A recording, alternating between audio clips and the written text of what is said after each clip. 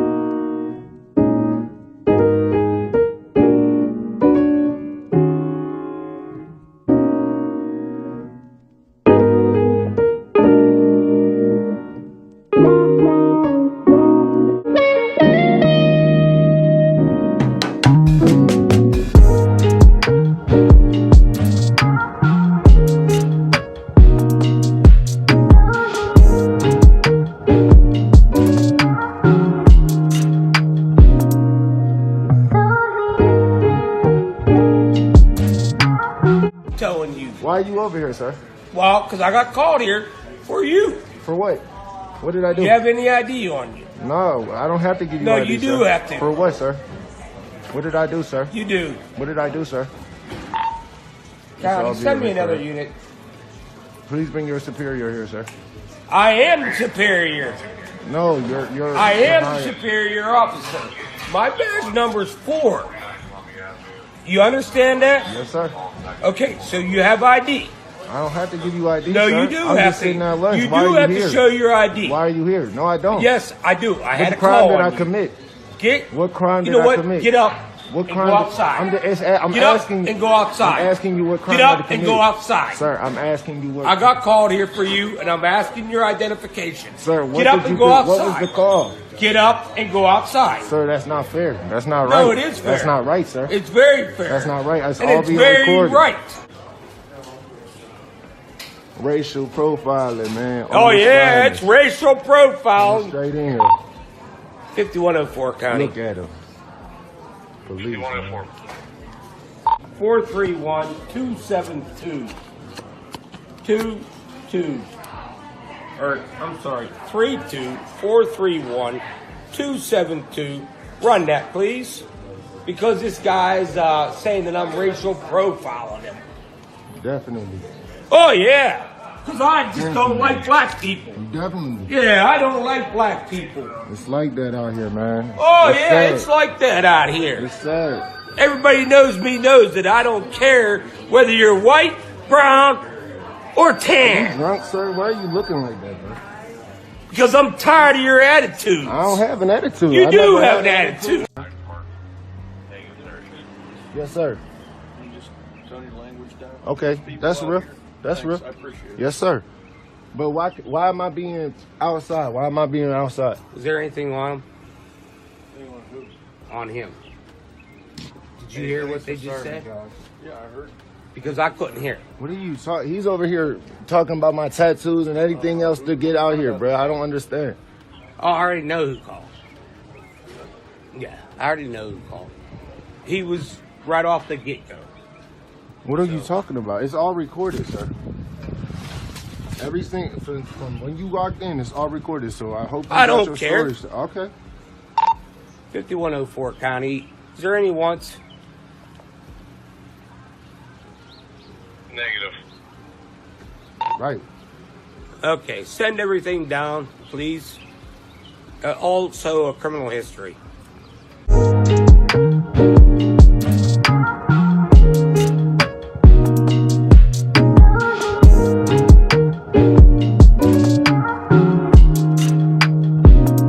A black entrepreneur named R.J. Rogers says he was targeted because it was unbelievable he would own a lavish luxury vehicle. Without his cops in my car, don't even think I'm a drug dealer. I don't know what this dude thinking, man. He checked my car. Look at his watch. Now, despite claims he did not own the car, Rogers says he's had it for more than a year. He joins me live in studio with retired police sergeant Shelby Stewart. Glad to have you both here on The Factor on Censor. First of all, what brought you to the attention of the Houston Police Department in that case? Well, the apartment I used to live in is downtown, and I had a penthouse, so everybody knew in the building. They're like, who's this new guy with this car and stuff, because there's valet there. So I would always park in the same spot for the past year. And then I will always notice, like, because cops will always, there's a Chipotle right next to my apartment, and cops will always hang out. They would just look at me, give me grimy look and stuff. But I never cared, I just went about my day because I knew who I was as a person, so I don't even care. And then basically I just kept catching them, like, always parking behind my car, always, like, for the past, before the incident, it was the past 2 or 3 weeks. And yeah, that's basically it. Then I came outside, I was coming back from the gym, I came down, the cop just flashed his light in my car, he's looking under my car, he's looking all around. I saw him look at my Instagram, because I have my Instagram on my car, so everybody knows who I am, they know it's my car. I've had it, it went viral when I bought it cash, so that's, I don't know if he saw, maybe he saw it. So a lot of people know him from Instagram, so they might translate it to person sometimes. They might, people love me, they hate me. I don't really know, unless, because I don't really pay attention to that no more. Yeah, so. And for those who may be wondering, so how does this guy afford, and typically, if you're not a person of color, they would ask that question, but right. I'm thinking what the viewer's thinking right now. How can you afford that car? How can you afford the penthouse? Basically, so in 2017, I came across an ad for drop shipping. A lot of people say, oh, that's a scam and stuff. And I actually did get scammed, but I found another guy that actually made money. He showed me his bank account. I'm like, okay, this is it. I know. So when I graduated high school, I started getting more into it. And then around right when COVID was hitting, I had a product that I sold in my online store, and then it just took off. So then, yeah, when it took off, I moved right from, because I was almost homeless at the time. I was homeless for about 6 to 8 months. Then I moved right from the shelter, from Section 8 for a couple months, and then I moved right back to Houston, and I bought the car. Cause that's my dream car since I was 15. And what kind of car is it for those who want? So it's a BMW i8. Yeah, it's like their supercar version of it's electric, but it's pretty expensive for it. Yeah. And what we see in the video is the officers doing exactly what? Basically, I tried to get as much as possible when he was going through my car. I was just so frustrated. I kept the camera myself. I didn't even know I just pulled up my phone because I was so mad at him. Really, at the time, I wanted to do something. I'm like, no, be smart, RJ, be smart. So I just pulled the camera out. But at the time, he was just flashing. So he told me, okay, open up the car. He made me. Like, he didn't. For what reason? What reason did he give you to say, okay, I'm suspicious of your vehicle? He said, this car is stolen.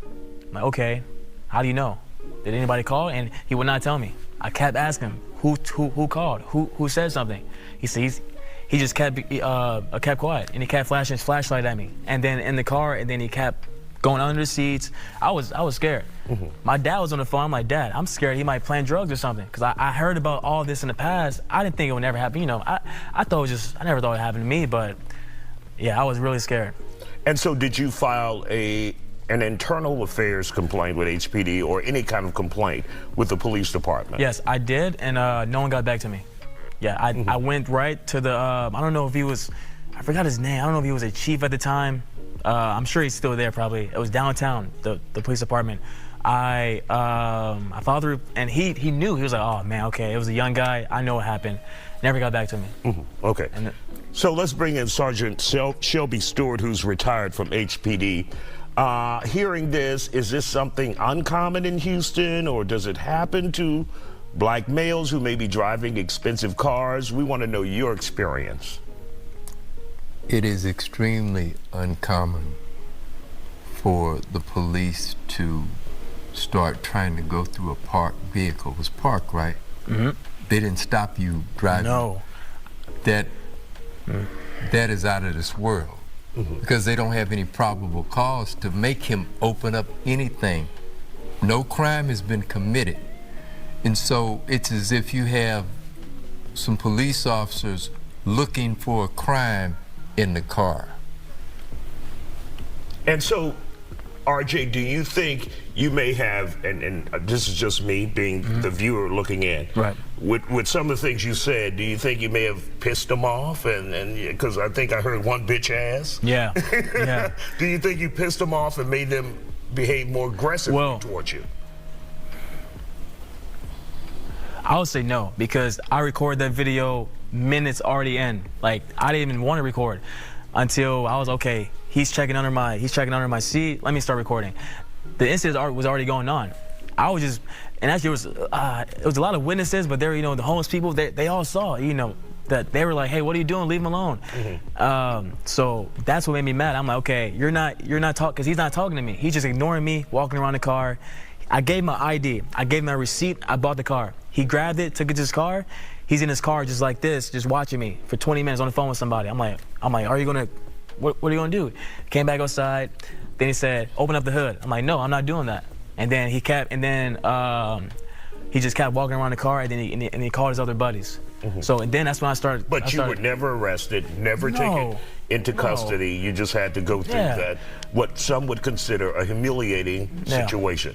What would be, really quick, your advice to individuals who may have a car and officers, and we're not sure if it happens often, but if officers feel like they can't afford this car and they check them out as a suspicious person, what would be your advice for individuals out there? I would tell them to be polite, cooperate with the officer, and if the officer does things that he should not do, to disrespect them or make them feel bad, or search through the car when he shouldn't, then you just wait until he finishes and leaves, and the next day you go and make an internal affairs complaint. You have to file that complaint. You have to. And then follow up. Unfortunately, RJ says he hadn't heard back yet, but we will check with HPD and see. But it's also best to use your cell phone to record what they're doing, not on yourself. Right. Because that's the way we social know. Media stuff. Right, okay. He's on himself, but you got to turn it on and put it on them. Right, the way people will know what happened is if they see what's being done. I was just so scared. Like, man, I'm like. That's why you should have had the camera on there. Yeah. All right.